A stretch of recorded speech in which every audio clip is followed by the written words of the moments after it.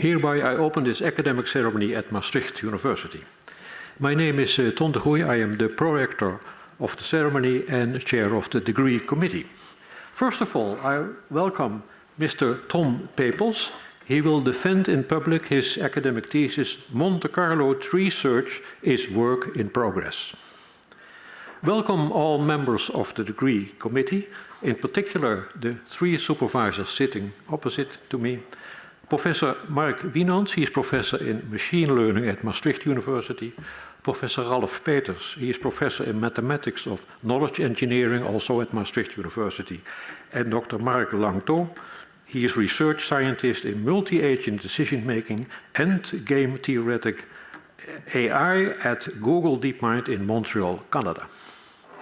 I will introduce the 7 opponents later during the ceremony, because if I mention all those names now, you will certainly forget, so I do that later.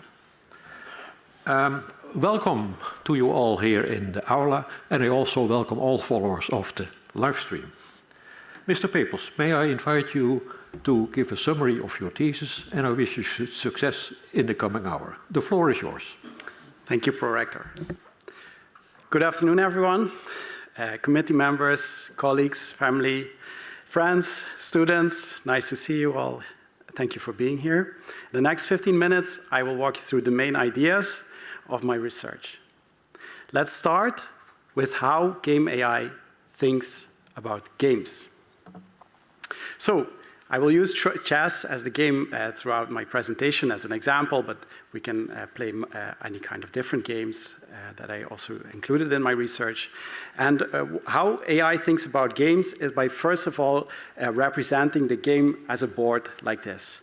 Then, from this position, for instance, white has certain options. The white player can make certain moves that will progress the game.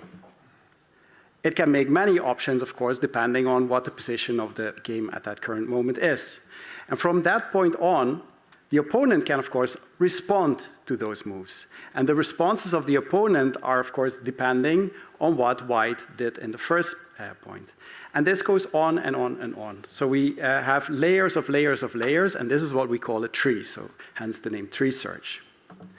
So every layer of that tree, and most in the games that I researched have 2 players, and every layer in that tree is either representing the moves for the white player or the black player. Now, if we follow that tree, that structure all the way down, we will reach what is called the terminal position, the end of the game. Either one of the players has won, or it's a draw. If we would know exactly which path to follow to such a position, and we know that the opponent can't do anything about it, we have basically solved the game, and we can just play according to that, to those moves represented by those dark nodes here. However, there's a problem. Game trees that I just showed are very tiny parts of what they are actually representing. And this is still not a full tree. This is an image of only a part of a game tree. In fact, for instance, for the game of chess, such a tree will have 10 to the power 123 nodes. That's 1 with 123 zeros. It would take me approximately 2 minutes to name all these zeros. I don't think the prorector will appreciate if I do that. So we have to make an approximation. We can't solve the whole game, so we have to think about parts of the game to be able to predict, well, what are good moves to make, right? We're trying to win the game. That's why Monte-Carlo tree search is a subject of my research. It's one of those algorithms that can play games very well, specifically board games in my approach, but also video games. And this is what I'm going to talk about mostly today. So, to be able to make approximations where to discover good moves, we need to store some information in each of these nodes. Here is a circle, but it's the same thing for the squares. First of all, we need to know which move does this node represent. Next, we need to know, well, how good is this move approximately? We can't say exactly how good it is, but here, for instance, well, 0.6 for this action seems like we're winning. It could be a number between 0 and 1. And also, we keep track of how often have we tried this move in this position. So we keep track of these 2 things. Then the algorithm follows 4 specific steps. First, it does what's called selection. It takes a path down the tree based on those numbers that I just showed to go to what is called a leaf node. That's a node in the tree that has no children and it hasn't been discovered yet. From there, we add a new node, which is just expanding the tree, meaning we keep growing the tree one by one. When we've expanded the tree, we start what is called a playout. And the playout is just randomly selecting moves until we reach a final state of the game. Now, these random moves, they will be bad moves. They will not necessarily be good moves, but if we keep doing this over and over and over again, these 4 steps, and there's one more coming, then we get a general average idea of where to find good moves in this tree. Now, at the end, we get a reward, and that gives us that number, well, how well are we currently doing with this move? It could be a win, a loss, or a draw. That reward is then taken, and we call it back-propagated back up the tree. So we take that path that we just followed, and we update the nodes that we selected based on the result of our playout. Now, this is the default version of Monte-Carlo tree search. Here I abbreviate it to MCTS. Monte-Carlo tree search on its own, it won't play very well. We need kind of enhancements. So I've depicted here as a kind of puzzle. MCTS is the center of the puzzle, and we can plug things in that make it play much better. And I've, in my research, developed such puzzle pieces to be able to help MCTS reason about certain games. Now, how do I then show that one of these enhancements actually works? We do a study where we do an experiment where we say, well, we give MCTS this enhancement, and we let it play just games, matches against an MCTS version without this enhancement. And we don't do that for one game. No, we select multiple games to determine, well, how well does it perform overall or in different circumstances. So that's for every element that I will present of my research, it has been tested like this. Now, of course, we can add multiple of these puzzle pieces. I just added this to make clear that we can, of course, add layers and layers upon this. Now, in my research, I covered 4 topics, which are all topics that include these kind of puzzle pieces that MCTS can use to improve gameplay. So I will list them one by one throughout the rest of my presentation. The first one we call minimax hybrids. Now I have to explain what minimax is. Now Monte-Carlo tree search is an algorithm that performs very well and is also well known for performing well in the game Go. This is a kind of a strategic game where you have to take areas of a board and conquer them near the end.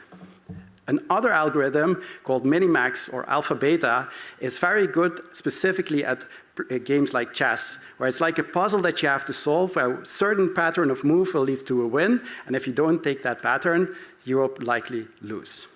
Now, these algorithms are in fact so good that a variation of Monte-Carlo tree search beat Lee Sedol in 2016, who was a grandmaster at Go.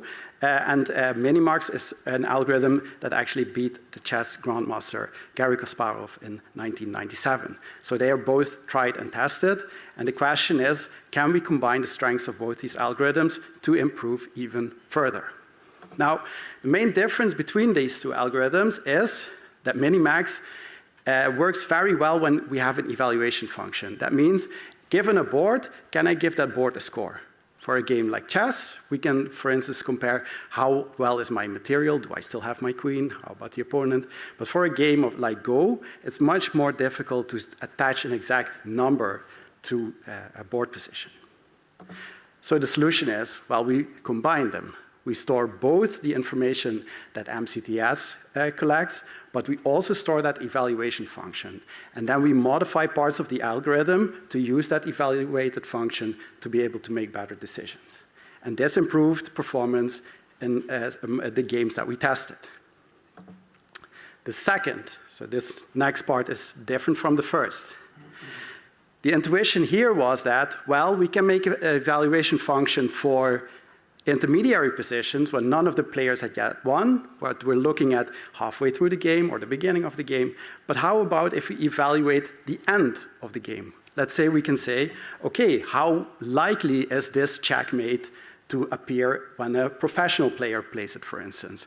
If here white is a checkmate, so black has won, but if white still had their queen, well, maybe this would then be an unlikely win.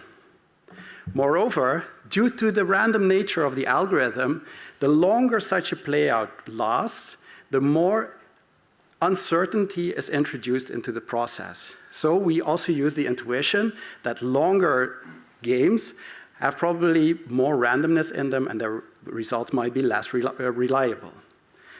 We use those values then to change the rewards that are received when the playout is finished, and thereby again improving performance in several games. 3. So this is the third enhancement.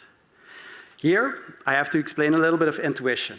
Imagine we're in a casino and we're invited to play a completely new slot machine. There are 6 of them, and you have some money to play the slot machines. Your goal is to play the slot machine that has the highest possible reward or the lowest loss the most often. You'd want to lose the least amount of money. However, being slot machines, you don't know which machine is actually the best. Yeah, so you want to spend your money most wisely in such a way that you play the best machine the most often, because that will give you the highest reward. Now, in fact, if you were to do this experiment, then there's a mathematical equation that can tell you how to spend your money. Each time you have to make a choice, you plug some values into this equation, and it will tell you which machine to play next. Now, that's exactly the equation that MCTS by default uses. So this is nothing new. However, there's a second instance of this problem. Here, instead of having to immediately spend all your money, first the casino gives you some free chips, let's say 10,000, and you're allowed to try all the machines 10,000 times. After that, you have to select one machine, and for the rest of your stay at the casino, you're only allowed to play that one machine. So you have to make a really wise final choice. There's a very intuitive algorithm, actually, that solves this problem optimally. By constantly trying the machines and eliminating half of them, you minimize what is called the regret of having selected the best machine at the end. So until you've done that and you end up with one last machine, then that is the machine that will minimize your simple regret by trying the rest. Now, we then change MCTS by introducing that sequential halving algorithm near the root, because that's where we are trying to make the final decision. So at the root, we sequentially halve the choices until at a certain point, and then we go deeper with the sequential halving and deeper in the tree. Instead of using the sequential halving, we use UCT, which was the function that I showed before. And again, experimented on different games with this. 4. Real-time MCTS for Miss Pac-Man. Up to now, what I've shown were experiments were performed on board games. Now, in a typical board game, we have some time to think, right? If you play a board game with someone else, they will probably get annoyed maybe if you take 10 minutes per move. But for a computer, sometimes we give them 1, 2, 3 minutes to think about a move. In Miss Pac-Man, which is a video game where Pac-Man has to make choices every 250 milliseconds. That question mark is not supposed to be there. So that's a quarter of a second. It's supposed to be something else that's also very fun. So we have to adjust the standard algorithm that is used to thinking for a long time. We have to adjust that to playing Miss Pac-Man. Moreover, a board game is played on a single board, right? You don't change the board halfway through the game. Miss Pac-Man, you have constantly different mazes that it has to navigate through, so there's no way to predict exactly which maze you're going through, well, that information is constantly changing. In the version of Miss Pac-Man that was played by our MCTS, the ghosts also have different AIs. So the ghost teams, it's not a simple rule-based thing, but we were in a competition where there are also ghost teams entering that competition with different AIs. So also that was unknown to us. Next, The game offers multiple objectives. Here we see one at this very moment, which is eating as many ghosts as possible. That gives Miss Pac-Man the most points. Also, of course, we have to clear the mazes because that advances the game to the next maze. But also we have a time limit. After so many moves, the game stops. Moreover, we don't want to die. But sometimes it might be good to spend a life, because we have 3, to be able to quickly capture something and clear a maze. Now, all of this, we made several enhancements to MCTS for it to be able to play this specific game. And we entered it into 2 competitions, and it won, this specific AI that was developed with this algorithm, it won one competition against 36 agents, and another it won against, it came in second against 63 Pac-Man agents. So those are the 4 topics of my research. Now, to conclude, the title of my thesis is MCTS is a work in progress. It has achieved notable success in various games, which is also in the introduction of my thesis. It's a very long introduction because there have been so many successes. However, for each domain, we need to have certain adjustments. We need to train reasoning, we need to train deep learning networks, or we need to write specific rules. And my claim with Monte-Carlo research is work in progress is that there is still no one-size-fits-all reasoning algorithm. So my thesis proposed these new enhancements, but also these enhancements, because my thesis has been written over more than a decade, were actually also verified by independent research. Thank you for listening. Thank you, Mr. Pepels, for a clear summary of your thesis. The opposition will be opened by the chair of the Thesis Assessment Committee, Professor Gerhard Weiss. He is Professor of Computer Science and Artificial Intelligence at Maastricht University. Professor Weiss. Dear candidate, I really enjoyed reading through your thesis, and I found many parts of the thesis really exceptional. I still have some questions for you, and I'd like to start with chapter 6, which is on MCTS in real-time gaming environments. You used Miss Pac-Man as a video game. I'm wondering, how do the insights you have gained using this Miss Pac-Man game, how do they generalize to other real-time video games? Highly esteemed opponent, thank you for your interesting question. What we've seen in following research that I found the most interesting aspect that was picked up was that others mainly used this decaying tree reuse. So let's say in default MCTS, we would say, well, for each move, we discard the tree after we've made that move, and then we build a completely new tree. But of course, by discarding that old tree, we also lose a lot of information that we already gathered in that tree. So often what we do is we reuse the tree by cutting off the root and just going to the position that follows next. And in Miss Pac-Man, what we did was we introduced a decay, so that over time, older values that were stored in the tree, they slowly decay.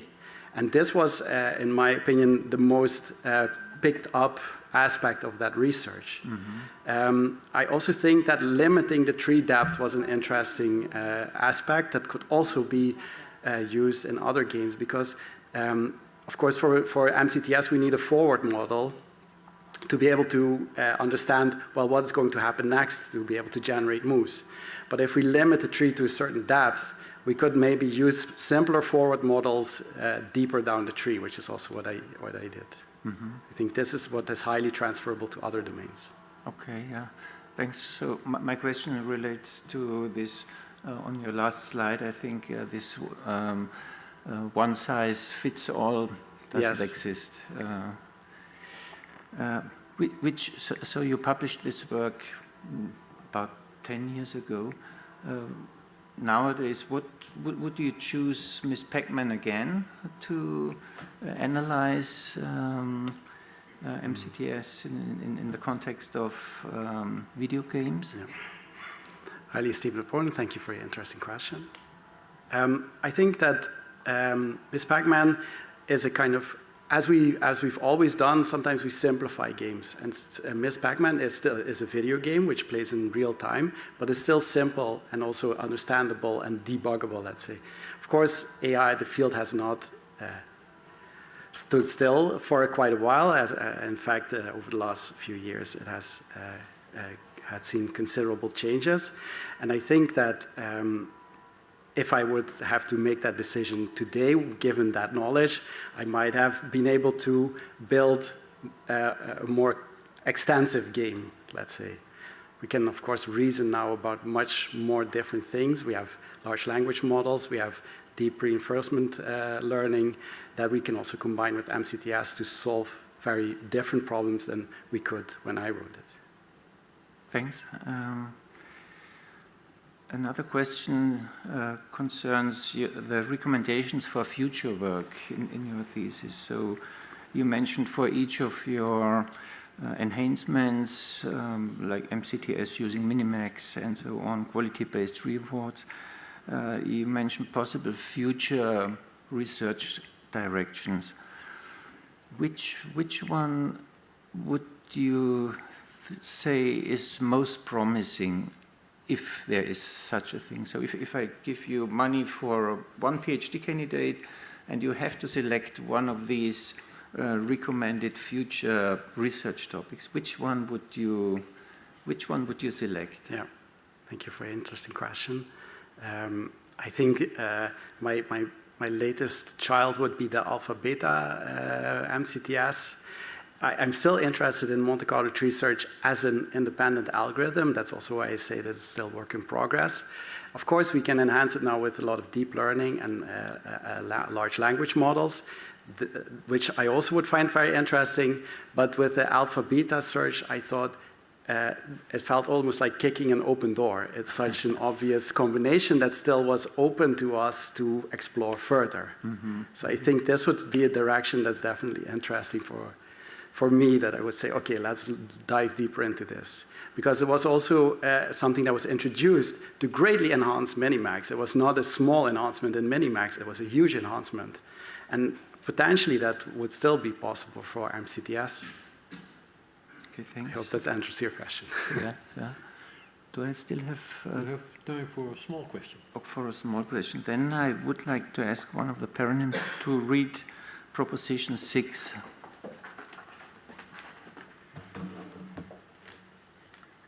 In games, consequences lie just a few moves ahead. In life, they wander. So my question is, what do you exactly mean by consequences wander in life? And why is this not the case? Why is this not the case in games? Yes. Maybe a short answer, please. Well, I'm almost living proof, as it. I started talking about doing a PhD with my supervisor 12 years ago, and now here I am at 42 defending it. So it was a decision made so long ago, and yet here we all are, for which I'm very grateful. So thank you. That's a good answer. Thank you. Thank you. Thank you, Professor Weiss. The next opponent is Professor Yngvi Björnsson. He is a professor of computer science at Reykjavik University in Iceland. Professor Björnsson. Thank you. Dear candidate, I enjoyed very much reading your thesis. I have two questions. The first has to do with simple versus cumulative regret. So you were one of the early researchers to systematically look into this. And there have since then been substantial follow-up work. And there are currently different algorithms that are being used. UCB for the cumulative one and sequential halving for the simple regret. And typically, at least as is applied in your thesis and elsewhere, you kind of switch between these two at different places in the tree. You propose such methods based on some dynamic budget. This work, I guess, was done in your early stages of your research. Have you considered different ways of combining these two ways of minimizing regrets, and would you do it differently today? Highly esteemed opponent, thank you for your kind words. Thank you for your interesting question. The intuition, I think what is difficult about simple regret is that the intuition to me holds. In some sense that the moves that are represented by the children of the root, they are the moves that we have to stick with. They are our final decisions.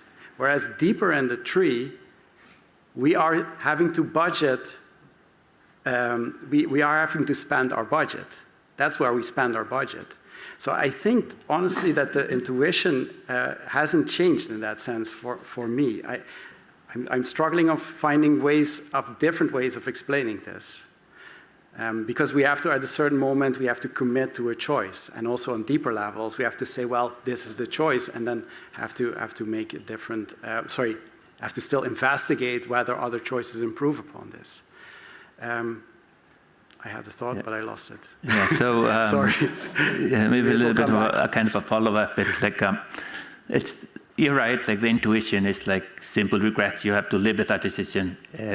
But even when you're doing cumulative regret, it's not like when you're searching in like a tree, and you expand the tree. There are side effects. It's not that it's just totally wasted money that you use in exploring, because you end up exploring some line deeper and get better answers in the future. So maybe you shouldn't be minimizing either simple or cumulative regret. It could be some kind of a combination of those two, or something like that. I don't know. I just remembered my thought. So if maybe that also answers the question better. Yeah. The one thing that I would have done differently was the backpropagation. The problem, so UCT, while minimizing cumulative regret, at a certain moment, at the correct moment, it starts exploiting a certain move. That also results in the correct value and the principal variation being backpropagated up the tree. Sequential halving, it's not possible to do this, because if you simply backpropagate the values that are arriving from the playouts, you're making wide averages that don't represent the principal variation. So I think what I was thinking about back then even was a way of backpropagating with UCT, but selecting with sequential halving. And that would be an interesting line for further research, I think. Yeah, thank you. So the second question is kind of a little bit more general, like it's the way how you evaluate search enhancements in games. In the old days, we typically used this on a single game, but nowadays people are doing this in like a set of games, including what you're doing, but there are still some pros and cons to that. And the community has been discussing like some of the drawbacks, and latest this morning at the symposium there was an interesting discussion about this. So what are your thoughts on this? Well, again, I think several aspects. What I did not do in my thesis, for instance, I did not prove any mathematical properties. So I would change the algorithm, and then I wouldn't be able to immediately say, well, this still leads to the optimal result over time, for instance, for quality-based rewards or for a hybrid MCTS. That's one aspect, so that's the mathematical aspect. But that doesn't solve everything. So, and then I would say we can split that the question up into two parts. We can say, well, we have a qualitative analysis where we actually want to have an explanation. We want to say, well, it functions well because it has these properties. But also a quantitative aspect where we say, well, we are looking for this one-size-fits-all algorithm, but that means that we also need to, at a certain moment, decide what algorithm that is. And I think there we have to do it quantitatively by simply trying lots of combinations and also advising to the community and saying, this is the algorithm that we as researchers propose to be used. Yeah, thank you. That answers my questions. Thank you. Thanks for your answers. Thank you, Professor Björnsson. The opposition will be continued by Professor Aske Plaat.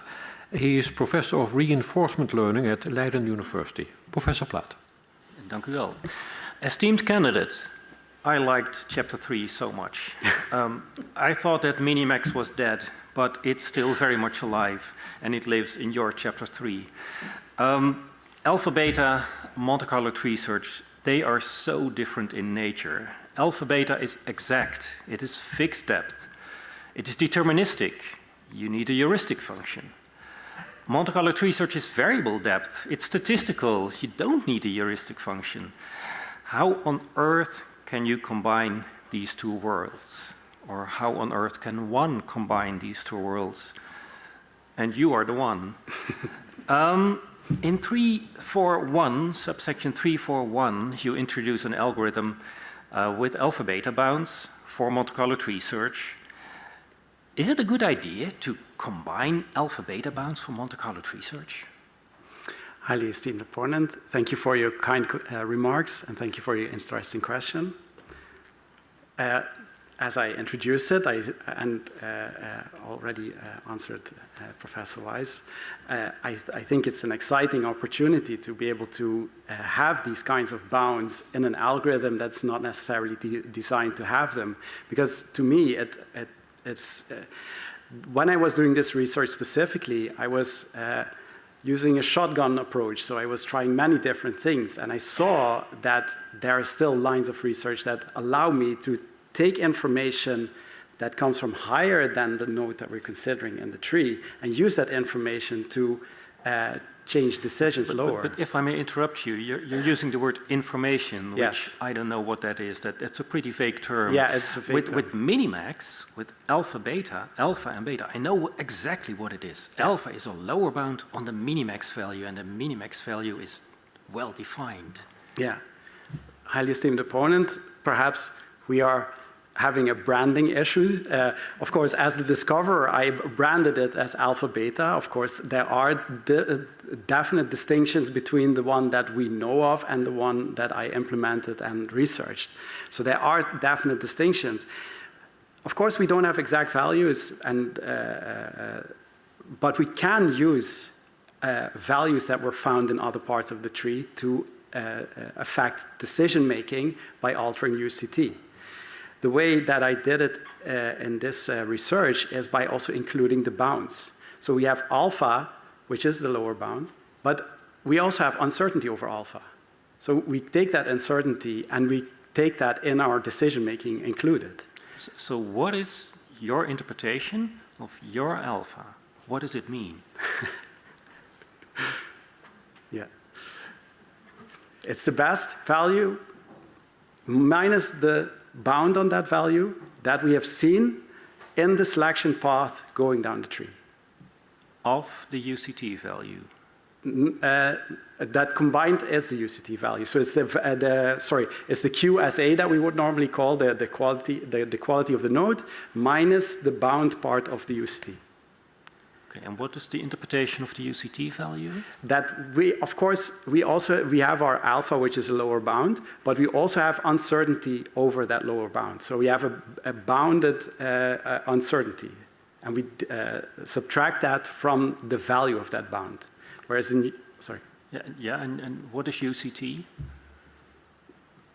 The definition of UCT, or? Yes, well, an intuitive definition. What does UCT mean for you? I know what minimax is. Yes. It's supposed to be the value of the tree. I know that. Well, yeah, I did my PhD thesis, so yeah. A long time ago. In that sense, UCT, the way I interpret it, it's the value of the node plus an upper bound. So that's the value that it still can take on. Yeah, the uncertainty. Well, is it necessarily uncertainty, or is it the possible range of future values in that sense? Thank you very much. This is probably one of the deepest definitions that I've heard over the past 10 years on the interpretation of the meaning of the UCT value. So thank you very much for that. There was somebody else who also tried, and you reference him in your thesis on page 33. You reference work by Bo Huang from 2015, where he tried to combine Monte-Carlo tree search with MT-SSS star. And you probably expected me to talk about MT-SSS star. Oh, you didn't? Okay, well, that's interesting then. I hope not. Do you think it's a good idea what he did? Trying to combine, like, reduce the number of nodes that MCTS can work in using the principles behind MT-SSS star? Highly esteemed opponent, thank you for the interesting question. I think pruning an MCTS is not a viable option. There's always the possibility of the reward signal, let's say, flipping, and further down the tree, you reach different conclusions. So by combining, by doing a kind of statistical approach, let's say, we're collecting data, that data can change over time as the algorithm finds new insights. In fact, this is not part of the thesis, but I have tried myself to kind of prune certain areas of the tree and never found any way of doing that seemed to work. Okay, so you don't like his work? Don't like. Sorry, I withdraw that question. Can you reformulate your MT-SSS star in algorithm 3.5 on page 35, which is MCTS with implicit minimax backups? Can you reformulate MT-SSS star in that algorithm? Would that be possible? You're not even looking at the code of the algorithm. No, that might help.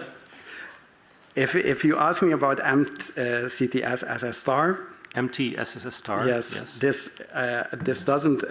I don't have a current recollection exactly of how that algorithm works. Okay. Based on the fact that it's been a while since I last saw it. Maybe my Pyronymph can help me where this, okay. Well, this citation was made. Let's move on to the next question, if I have time. And that's in kind of very much related to this discussion that we're having. Proposition number 10, if somebody can please read that. Breakthroughs hide in the gaps of unfinished work. Yes. Where should we look in your work for the gaps where the unfinished work is hiding? I think you hit the nail in the head, and especially this definition that we are also having this discussion over what is this alpha and what is this beta, and how can we define that and expand upon that knowledge to have a kind of, again, as I mentioned, I use the kind of shotgun approach to find something that works, so, to be able to have something interesting as a starting point. But I think for this, there's definitely unfinished work and a potential breakthrough. I like this answer very much. Thank you. Thank you, Professor Plaat. The next opponent is Professor Anna Wilbig. She is Professor of Data Fusion and Intelligent Interaction at Maastricht University. And she is also Secretary of this committee. Professor Wilbig. Thank you, Mr. Prorector. Esteemed doctoral candidate, dear Tom, it was a pleasure to read your thesis. I compliment you with good work, especially detailed experimentation and persistence in finishing your thesis. Despite this good impression your work makes, I'm still left with some questions that I want to discuss with you. And my first question is about proposition number 5.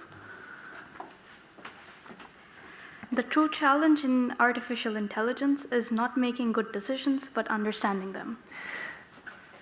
And the question is this challenge that you mentioned, is it meant for a machine, AI, or is it meant for a human? Highly esteemed opponent, thank you for your interesting question, and thank you for your kind words.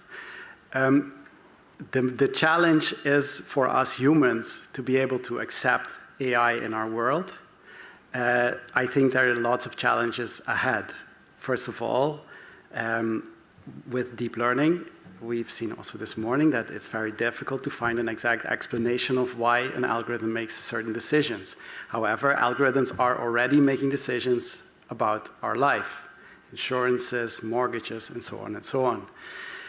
So on the one hand, we've been very focused on performance. And I've also been very focused on performance, creating algorithms that do a good job at problems that we give it. But at the other hand, what are we doing this for? I assume that we are doing this to improve mankind and have a better future. But if we keep on doing what we're doing now, I sometimes feel that we're simply creating a singularity where something happens that we can't predict. So I think that is the sense in which I meant that proposition. Okay, thank you very much. And then in machine learning field, we have seen that the machine-human team, especially in medicine, they work quite good. Is it possible to incorporate human knowledge in Monte-Carlo research? Highly esteemed opponent, thank you for your interesting question. I would say human knowledge in the form, that's something I would be very interested in the form of a language model. That would be what I would find interesting, where for MCTS we need a forward model. So we need to be able to predict or kind of generate what happens next. We need to generate future actions. And for a game, we can just follow the rules. But for reasoning about real-life things, we might need other influences, like an LLM that can inform us, well, if this happens, then that is potentially happening, or that might potentially happen. So that's what I would then think of if I think of your question right now. So if we could embed such knowledge into MCTS, we could start reasoning stepwise about, sequentially reasoning into the future of potential treatments or potential errors, mistakes that we might be making. And then combining those LLMs in forms of explanations. So coming back to proposition that was just read. Yeah. So then what I think would be interesting is that on each layer you would have something thought of by the LLM, and then a layer deeper is another thought by the LLM, and then you could follow its reasoning down the tree and then see why it came up with this final solution. So in games we call it the principal variation. That's what we think is going to be the sequence of moves that's going to be made based on the fact that the opponent will always play the best reply on our move. And then if we could define such a principal variation for reasoning about interesting subjects, I think that would have a potential as well. But then how would you incorporate this knowledge? For instance, in chess there are certain rules, certain patterns that are described. So how would you include this knowledge in MCTS? The knowledge about potential side effects or potential side effects, consequences, or potential moves. Yeah. Okay, never move this piece because you will lose. Yeah.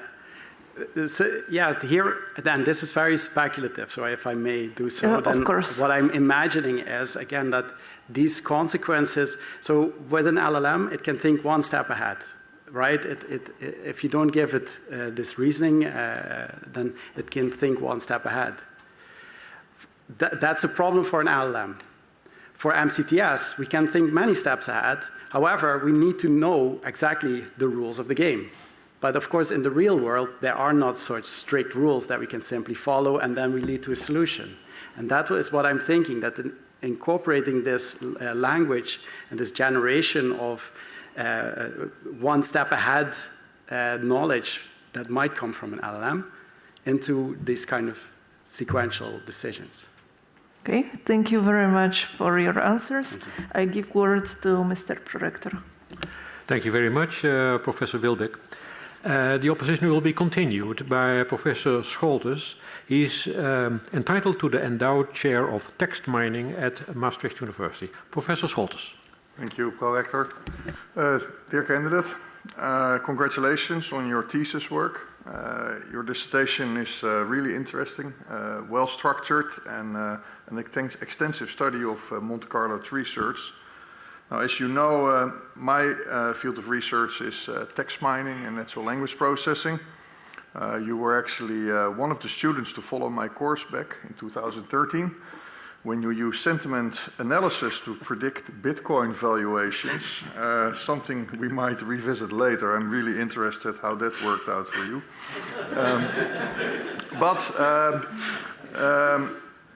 Back to my question. These days, reinforcement learning plays a central role in fine-tuning large language models. You already touched them and you kind of discussed how large language models can provide explanation what the Monte-Carlo tree search algorithms are doing. But my question is a little bit in the other way, but before that I would like to understand from you a little bit more about the relation between Monte-Carlo tree search and then in particular recent methods in deep learning for reinforcement learning. If you look at mu0 and a lot of these other models, you've already explained it, they outperform the current models. They can find and learn policies and models end-to-end without explicit search trees, and they still achieve state-of-the-art results. And you agree to that. I see you nodding, thank you. Yeah. So could you explain why one still might want to use your Monte-Carlo based approach instead of these methods? Highly esteemed opponent, thank you for your interesting question and thank you for your kind words. I think I've of course had long thought about this as well, and it's kind of disheartening when your work is overtaken by such a new approach. But at the same time, I do think that examining MCTS as an algorithm, as a standalone item, can still have a good effect. Perhaps I could convince you if I talk about the potential future. What I find very interesting in the prospect of deep learning, and specifically again in large language models, is that they can generate source code. Now, if we talk to a large language model at this moment, it takes a while to reply. It's not fast enough to be able to instantly give us this code. However, based on our history, we see that computational power increases very fast over time, and I think people are building data centers at an exceeding rate right now. Now, what I think would be very interesting in the future would be if we have MCTS as a reasoning algorithm and then use generated code to be able to reason inside MCTS so that we can have not at compile time source code, but at runtime we have specific source code that we're constantly tweaking to be able to think about any kind of decision. That would still require a reasoning algorithm because we're still making sequential decisions. However, the way we evaluate these decisions, I think that is the interesting new development, and that is also something for future research. I would like to elaborate a little bit on that later. But don't you also think that Monte-Carlo research has huge advantages in terms of understandability, explainability? Also, you don't need these really large training data sets. And that hits exactly the two largest critiques right now on large language models. We don't truly understand how they work and why they take certain decisions and not other decisions, and they're extremely energy inefficient. I was actually expecting you to say that as a benefit of your work. But let's continue in your thought process. You were a little bit ahead of me. You already said, how can large language models help Monte-Carlo research? But I want to explore the other side. Because you are familiar, you already said it, you're familiar with the paper, Let's Verify Step by Step, where we are actually using chain of thought processes to reason. And the paper focuses on how that's done on the MET data set, and reinforcement learning there is used to improve step-by-step correctness. They went away from outcome supervised rewarding to more process-based reward models. However, these models, as the authors also point out and we've experienced, are highly error sensitive. And they're computationally extremely expensive. It's even worse than just the standard large language models. So, given your research and your Monte-Carlo research, do you think that you could help the world? You wanted to change the world, I had before. Make this chain of thought process more efficient or more stable, or where do you think your approach or your algorithms can contribute? Highly esteemed opponent, thank you for your interesting question. I think definitely MCTS is a candidate for this. I have considered this as well. It also appears odd to me that they would use a deep learning approach to modify another deep learning approach and then hopefully have more explainability. And in my personal experience, this chain of thought still often proliferate. If they made a mistake in the beginning, then they proliferate that mistake all the way down their reasoning chain. With MCTS, of course, we can go much wider. And what I believe is the reason that our approach, but this is a speculation, I hope that's allowed, that our approach is not being used at this moment is, again, this computational efficiency. Because, of course, with MCTS, we need to do many simulations, not just one. We need to try many things. And at the moment, I think token costs are the limiting factor on that. I remember a paper where they optimized SQL generation by a large language model by introducing MCTS, and they outperformed the benchmark with SQL queries. Yeah. So it seems there is something there. However, even in that research, what I noticed is the cost was the most affecting But don't you factor. think that Monte-Carlo research could assist by evaluating multiple reasoning paths before you actually do a deep dive in one of those? I'm sorry. But you may give a short answer, please. Yes, sorry, that was almost an implicit assumption that I made. Okay. I apologize, yes. Yeah. This was an assumption that I... Thank you, Prorector. Thank you, Professor Scholtes. The next opponent is Professor Tristan Cazenave. He is Professor of Computer Science at Université Paris-Dauphine in France. Professor Cazenave. Thank you, Mr. Prorector. Dear candidate, thank you for inviting me for this defense, and thank you for your nice presentation of your thesis. So my first question is about using shot to solve games.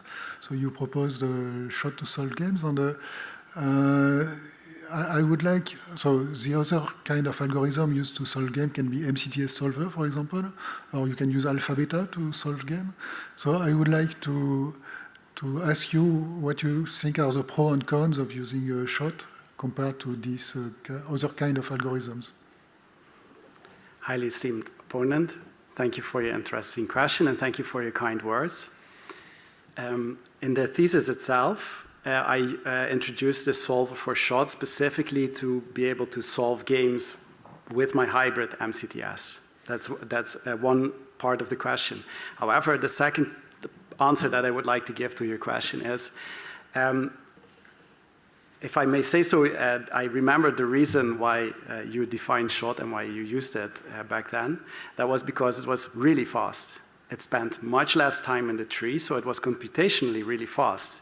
And of course, to find solutions to games, that speed could actually benefit immensely. And of course, it's been a while, but I'm curious to see how this will work on modern computational devices. So I think mainly because of the speed benefits. And that's not in terms of algorithmic complexity, but that was really in terms of clock time that the performance of shot was much higher. So I think it would find a solution faster in time as well. Yes, so compared to MCTS solvers that has to do a playout each time in order to solve, I understand that for solving game it can be a benefit to go down a node with many playouts. Yeah. So yes, so that's a good reason for using shot for solving game because it's faster. Okay. So my second question is about playout lengths. So you use the length of playout to modify your rewards. So a way to use the length of playout to modify rewards is, for example, if you have -1 for a loss and +1 for a win, you divide the reward by the length of the playout. So this makes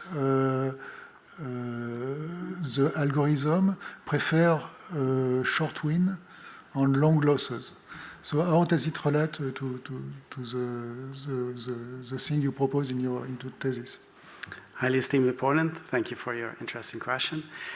My approach is quite different because we online we calculate the average length of the playout, because otherwise we would have a fixed definition of playout length, and then we combine that with a statistical method to be able to determine the reward structure and addition or subtraction based on that.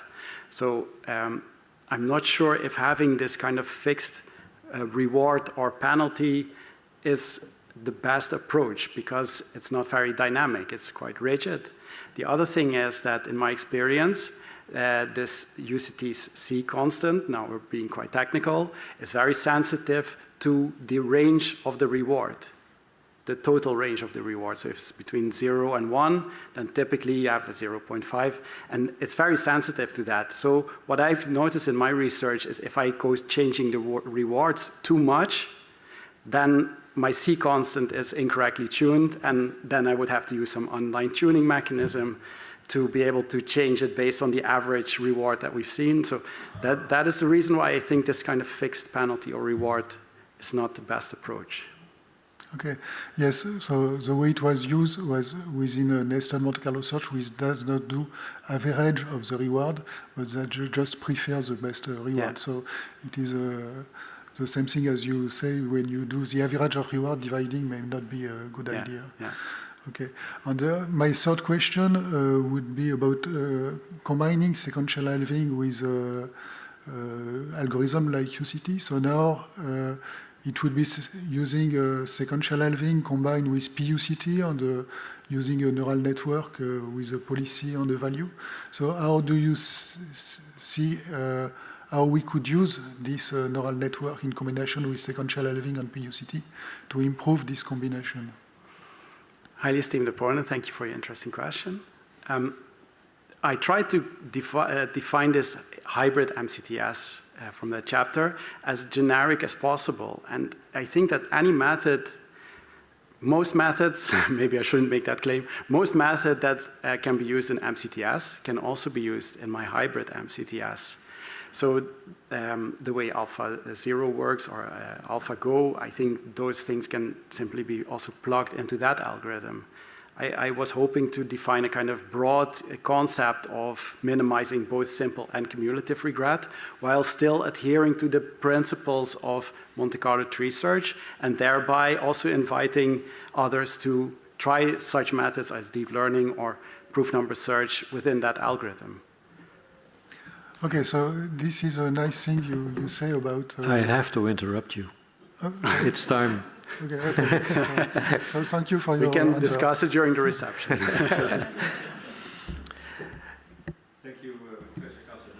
Thank you, Professor Casanave. The seventh and last opponent is Dr. Kurt Driessens. He is Associate Professor of Reinforcement Learning at Maastricht University. Dr. Driessens. Okay, thank you, Pro-Rector. Dear candidate, dear Tom, first I want to congratulate you on what lies before us. It took a while, but I'm very glad you kept it up, and I think you should be very proud of what you produced.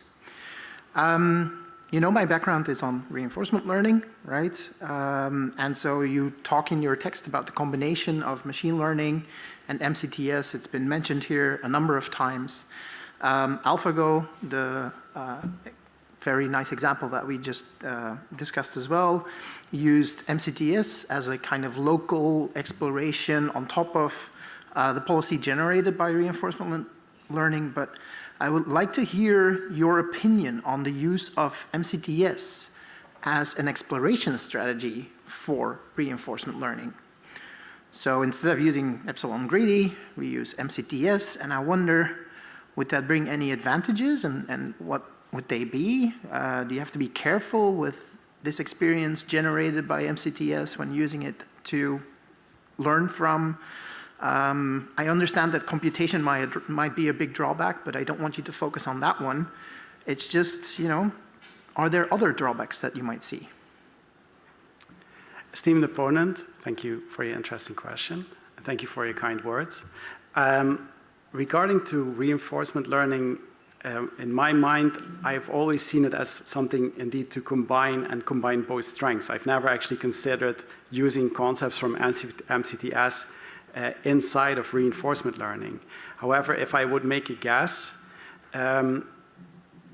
then epsilon greedy, you would take a certain move that has been proven itself for epsilon times and another one non-epsilon times.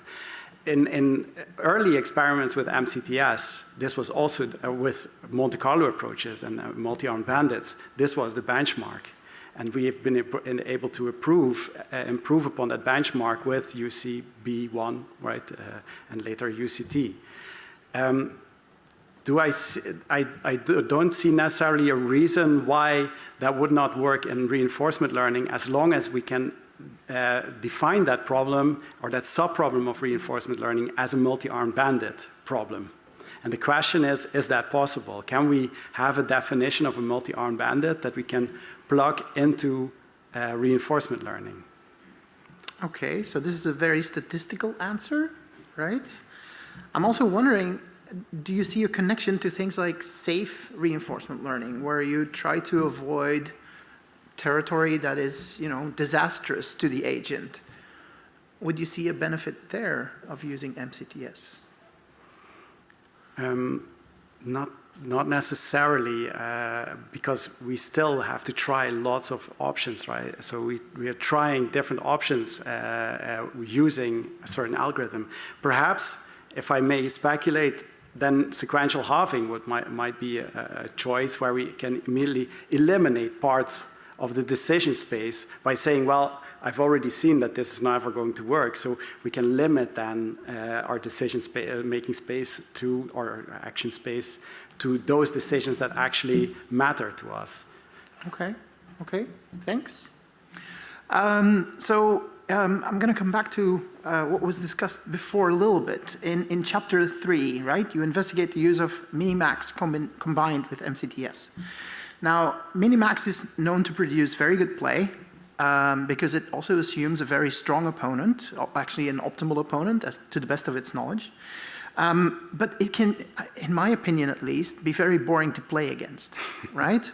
It's never going to, try unlikely tricks or traps in play, and it's not very fun because it will always assume that an opponent is smart enough not to fall for these. Do you think your technique still suffers from this, or does it not? And what can you do about it? Sorry. Esteemed opponent, thank you for your interesting question. I think it might be a solution, potential solution for this, because we can tweak the performance of MCTS separate from Minimax, right? So we can say, well, with this probability, or with this, well, we call it A in our paper, the linear combination of MCTS and Minimax is a constant that, or a variable that we can change during play. And MCTS might make decisions, well, that Minimax might not in that case, and then we might have the best of both worlds in that human sense, not necessarily. Of course, in our research, we looked at performance, and then, indeed, as you mentioned, it can be boring. Okay. and will it find those traps and tricks? Or is that still hard to find for MCTS too? I think one of the reasons that we wanted to incorporate Minimax was actually to find traps, because we can have this kind of look ahead and we immediately get a value that we can use. Whereas with MCTS, if we have a look ahead, it might take a while to figure out, oh, is this a trap or not, right? Because of the random nature. Mr. Pepels, as you see in here, the time for defending your thesis has passed. The committee will now withdraw to discuss the quality of your thesis, and in particular the quality of your defense, and please await our return with the results. All right, please.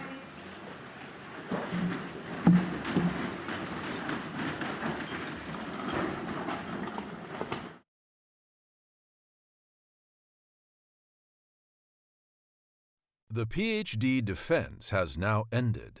The degree committee will debate the candidate's performance behind closed doors. This process usually takes about 10 minutes.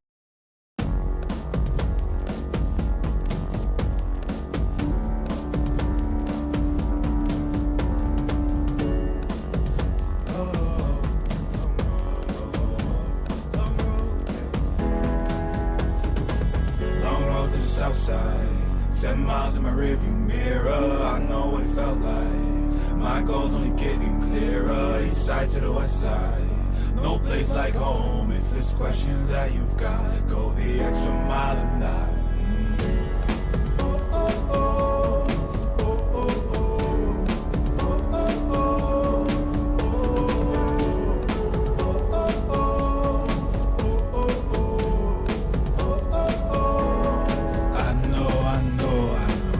On the line, I know you know that I can't read your mind. Years can't fly by now, don't waste all your time. Cause I'll go the extra mile.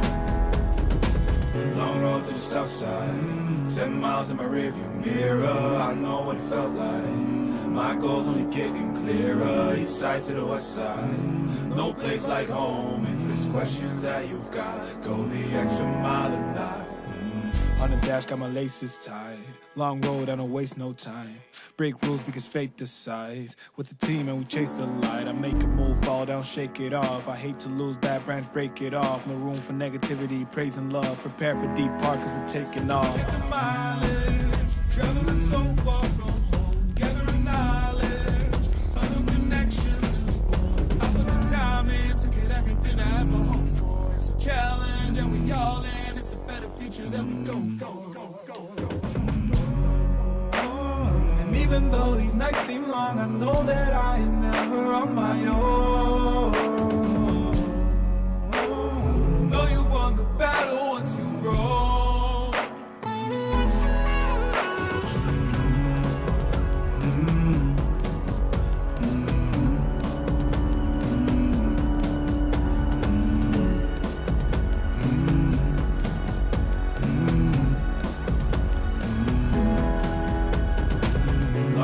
South side, 10 miles in my rearview mirror, I know what it felt like. My goal's only getting clearer, east side to the west side.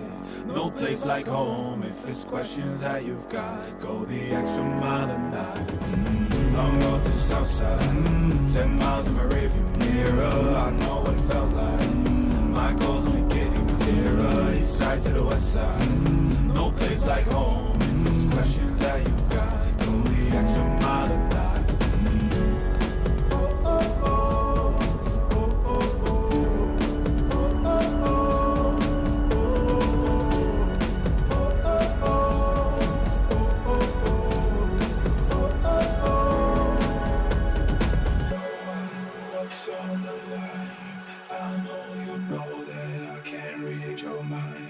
Years can't fly by now, don't waste all your time. Cause I'll go the extra mile.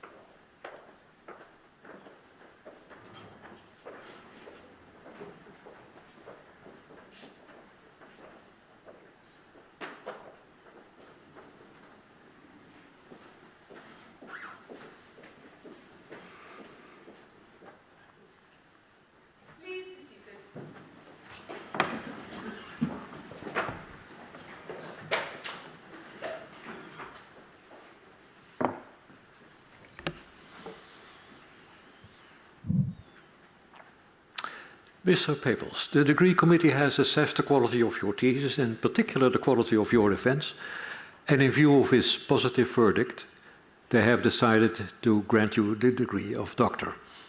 And we have also taken into account the previous qualification that you have obtained.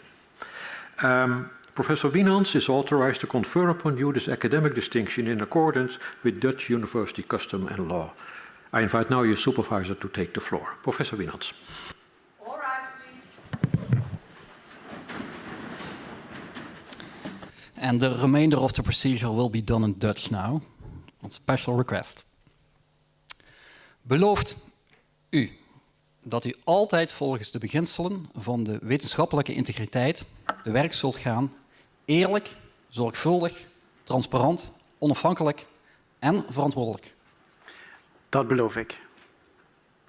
Krachtens de bevoegdheid ons door de wet toegekend, volgens het besluit van de commissie hier tegenwoordig, verklaar ik hier bij u, Thomas Hubertus Judith Pepels, tot dokter te bevorderen en u alle rechten te verlenen die daaraan volgens wet en gewoonte zijn verbonden. Ten wijze hiervan overhandig ik nu de bul door rector, secretaris en overige leden van de promotiecommissie ondertekend en met het grootzegel van de universiteit bevestigd.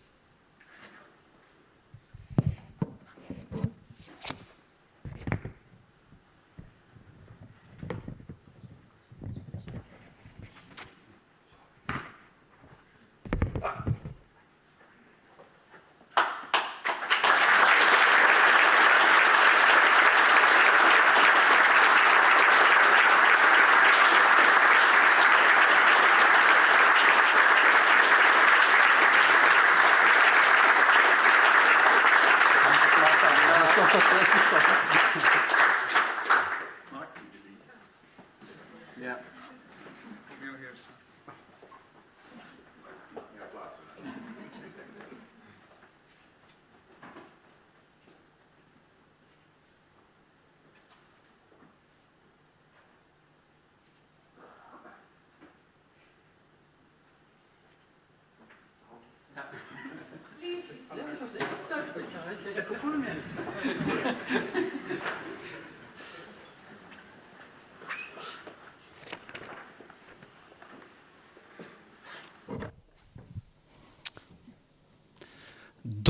Dr. Pepels, beste Tom, met veel plezier maak ik als eerste gebruik om je met de zojuist verworven waardigheid te begroeten.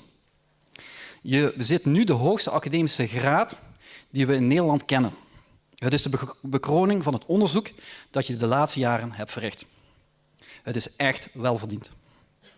Van harte gefeliciteerd en ik wil daarom ook graag je ouders, je partner Emmy en je familie ook mede feliciteren.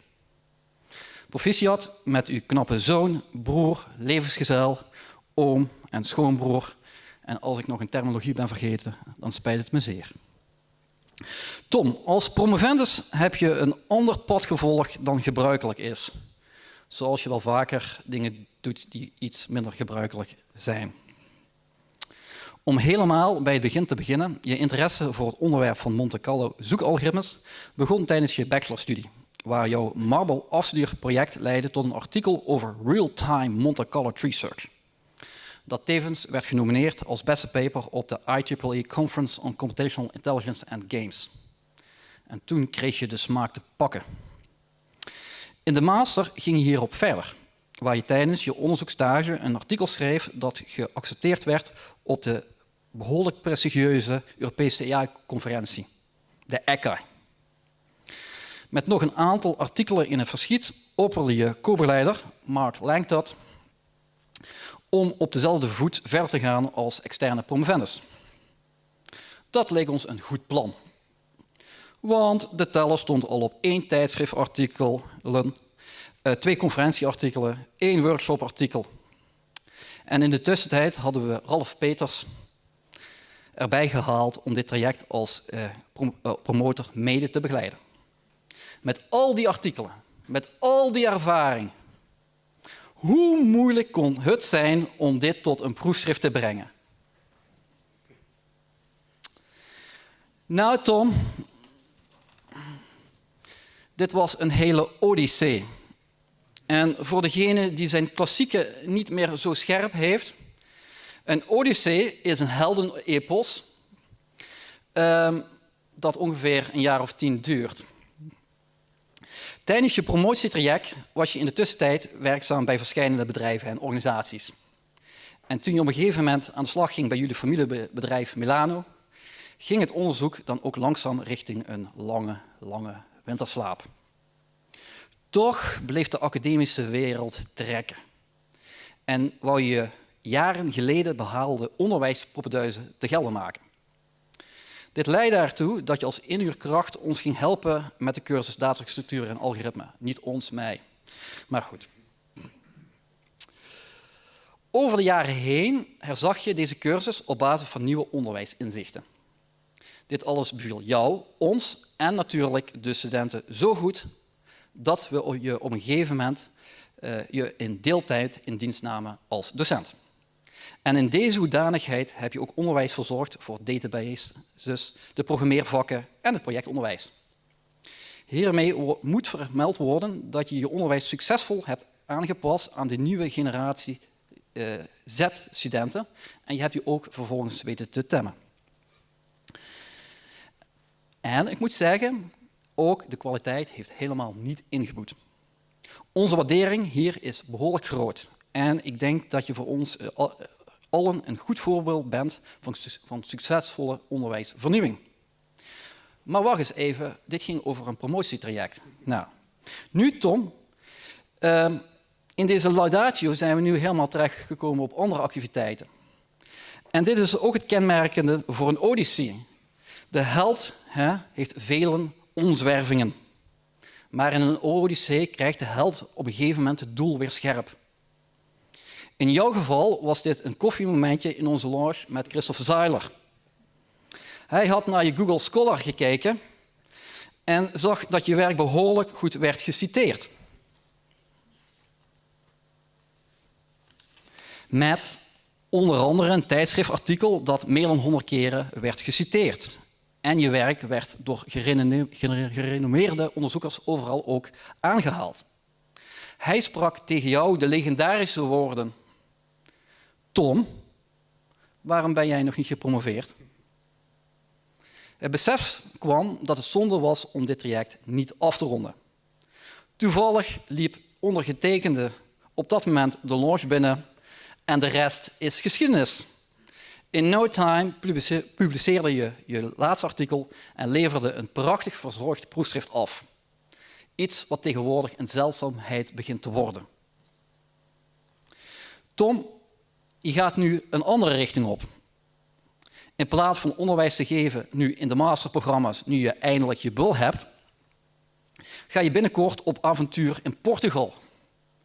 We kijken met belangstelling uit hoe deze odyssee zich nu weer gaat ontwikkelen. We weten wel dat je sowieso je gaat bezighouden met koffiebranden onder het label Onsen Roastery. En volgens stelling 9 van je proefschrift is dit een hele logische vervolgstap als je je een paar jaar bezig hebt gehouden met Monte-Carlo algoritmes. Veel succes hiermee, Tom. Ten slotte wou ik van de gelegenheid gebruik maken om alle leden van de promotiecommissie te bedanken voor hun inspanningen en aanwezigheid. In het bijzonder een woord van dank voor de leden van buiten Maastricht, professor Aske Plaat, die hier van de Universiteit Leiden, die optrad als de vertegenwoordiger van de Nationale Onderzoeksschool 6. And then some words in English. In particular, I also thank the members from outside the Netherlands, Professor Ingvi Björnsson from Reykjavik University, Iceland, and Professor Tristan Cazenave from Université Dauphine, France, for their willingness to undertake the long journey for being here. Thank you very much. Tom. I have said. Thank you. Thank you.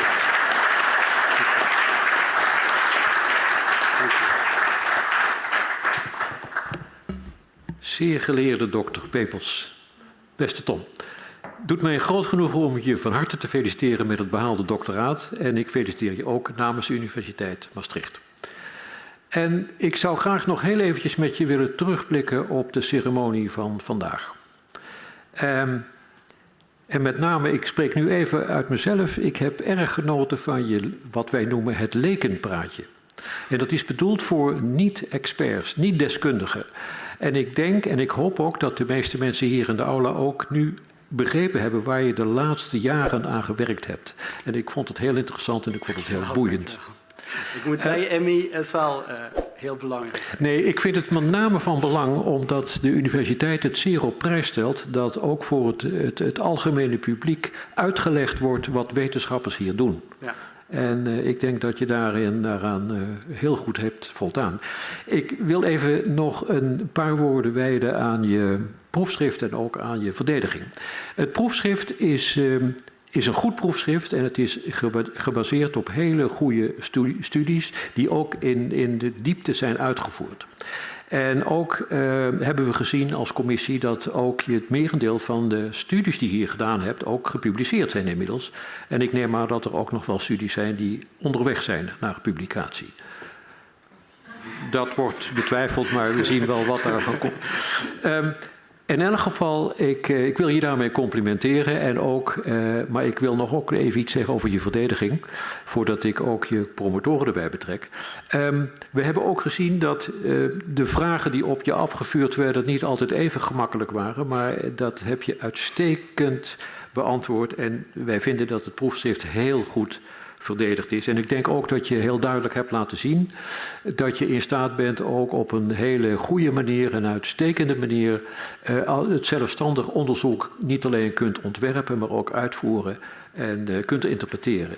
En dat is uiteindelijk waar een PhD, een doctoraat op gebaseerd is. Ik wil daarmee niet alleen jou feliciteren, maar ook je 3 promotoren, professor Mark Wienans, professor Ralf Peters en dokter Mark Langto, gefeliciteerd met het resultaat wat we hier vandaag hebben gezien. Ik wil ook bij mijn felicitaties heel graag betrekken je partner en je naaste familie die hier op de eerste rij zitten. En ik wil ook u allen en alle leden van de familie van harte feliciteren met het resultaat wat we vandaag hebben gezien. U mag er heel trots op hem zijn.